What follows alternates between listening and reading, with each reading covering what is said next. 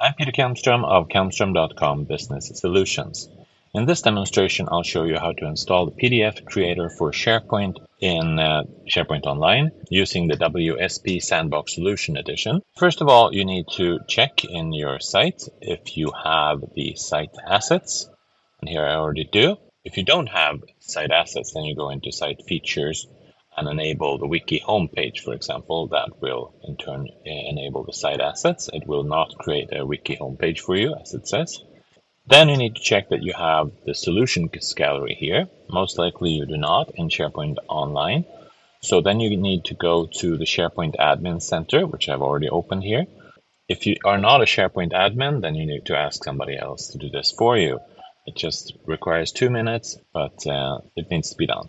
So you find the site that you want to work with, edit the custom script and make that allowed. Just confirm that. Takes a second. And then you go back to your site settings, and now you do have the solutions gallery and lots of other things available also. Then you go into that solutions gallery and upload the file that you've downloaded from the kalmstrom.com website, the WSP file. Once that's in your solution gallery, you activate it. And now this adds a feature to your site that you need to activate.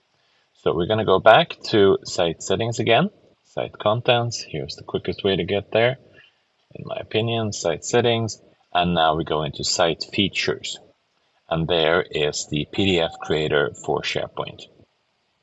Now when you activate that, that's going to add a few files to your site assets and library, and also it's going to add a custom action. And that custom action puts a button in the ribbon when you're working in a list. So here is the two files that was just added, the SPFX file and the JavaScript file there. So if I go into sales list here now, you'll notice that there's the PDF button. So now when I select an item or select many items or don't select any at all, the PDF button works and it prints the selection or all of the items in your list to a PDF file. But that's for another demo. Thank you for watching this one about the installation.